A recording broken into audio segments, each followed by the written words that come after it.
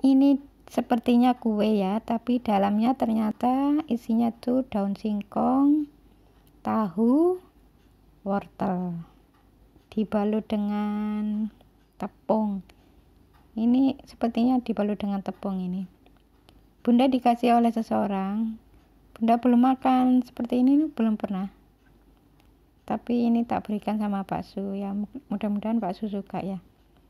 Terus yang ini kesimbuan itu biasanya ya isinya tuh ya tahu atau tempe, kemangi, kesimbuan, ada kelapanya. Yang ini bandeng presto, kesukaan keluarga kami ini bandeng presto. Kalau tipes itu biasanya urusannya dengan keluarga.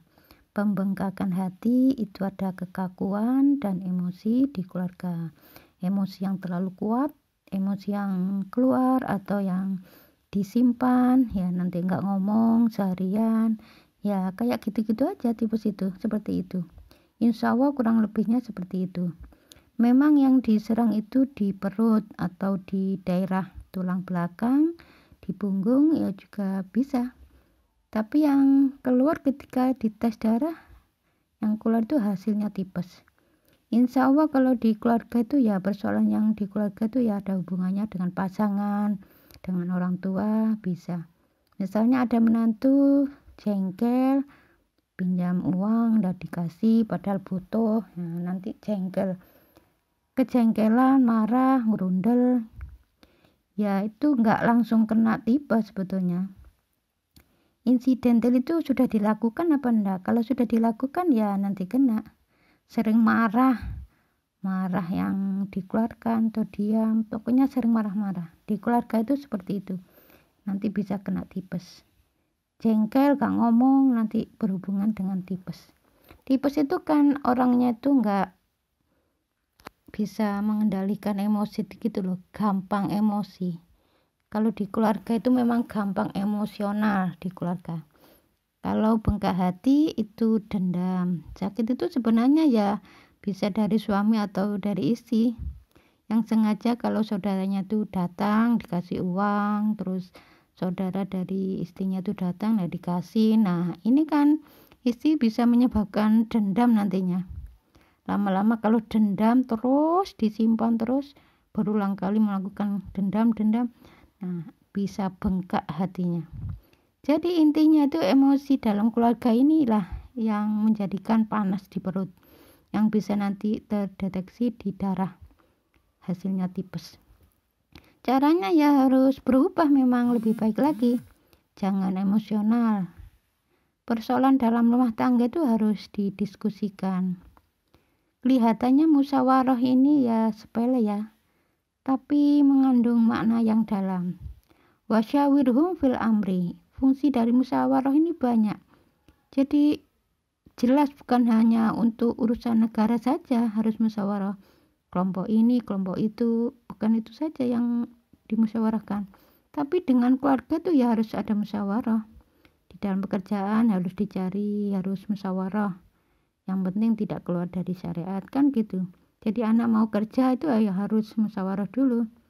Mau menikah. Jadi kalau bisa ya hubungan suami istri itu harus baik, tidak boleh saling menekan. Orang tua juga begitu, jangan menekan anak.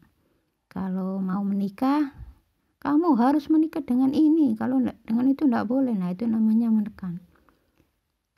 Jadi orang tua itu harus luas.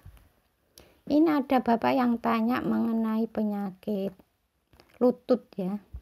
Penyakit lutut itu insya Allah penyebabnya karena tidak luwes ngatur keluarga. Tidak luwes itu ya kalau begini ya begini, enggak boleh, harus begini. Itu namanya kaku. Apa-apa enggak boleh itu kaku. Misalnya kalau ada orang atau istri masuk rumah itu pakai sandal. Kan ada tamu dari saudaranya tuh kalau di dalam itu maunya pakai sandal. Kalau enggak pakai sandal mungkin enggak enak ya. Ini harus dilepas sandalnya. Kalau yang luwes itu ngatur orang itu, kalau luwes ya ngatur keluarga itu enggak gitu. Pakai sandal boleh asalkan sandal dalam. sandal luar rumah sendiri. Jadi begitu masuk rumah pakai sandal tapi sandal dalam, nanti rumahnya jadi nggak kotor. Nah ini kan luas.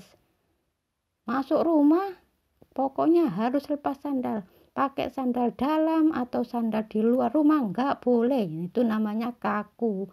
Ya orang-orang yang model begini ini biasanya tuh kena asam urat, nggak sadar dia tuh.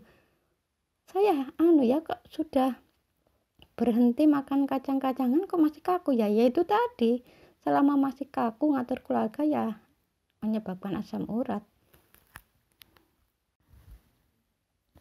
Karunia dari Allah itu seseorang yang terlahir, seseorang yang dia tuh nggak minta Allah memberi. Misalnya mata bisa melihat, telinga bisa mendengar, diberi pikiran, bisa berpikir. Ada orang yang punya otak tapi tidak bisa berpikir.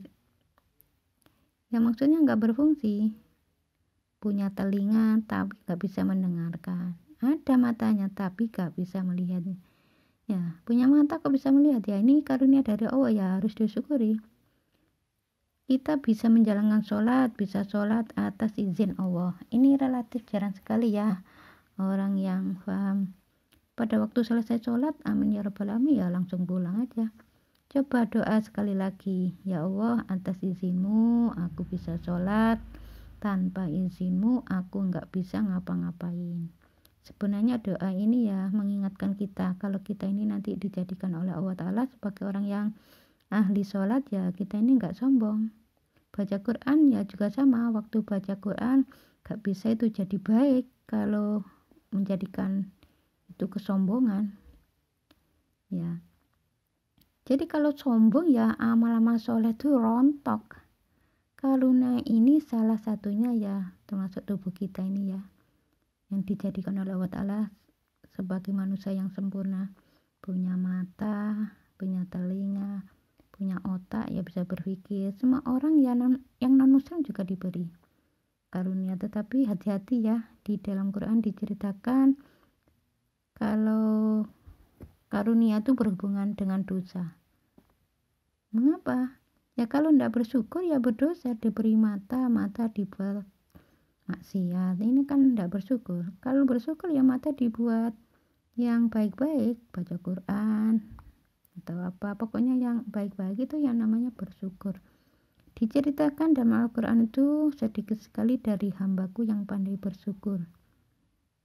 Kita bisa melakukan aktivitas itu karena diizinkan oleh Allah. Di titik-titik inilah rawan banyak orang yang menceritakan pekerjaannya ini dari dia. Kalau dia ngomong itu sama dengan menuhankan, jelas kalau itu dari Allah ya dari Allah. Kalau mengatakan begini, saya bisa beli ini beli itu, saya yang kerja, kalau saya ndak kerja ndak bisa beli ini itu.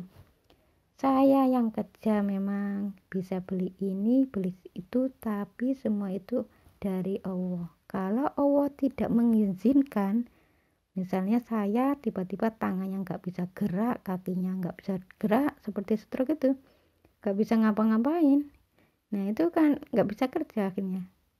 Jadi harus diakui kalau pekerjaan itu dari Allah. Bisa kerja itu karena mendapatkan karunia dari Allah. Ya itu harus ingat itu, nggak boleh saya pakai ide ini ide itu bisa berhasil karena ide ini. Ya saya pakai ide ini terus atas izin Allah, Allah memberikan keberhasilan atas izin Allah. Ingat ya, itu semua harus dari Allah, itu harus diingat itu. Kalau dari Allah harus diakui, kalau tidak mengakui berarti tidak bersyukur, berarti kufur. Kalau bersyukur mengakui ini dari Allah itu namanya bersyukur. Kalau bersyukur ditambah nikmatnya, kalau mengkufuri nikmat ya akan disiksa, ya diberi penyakit.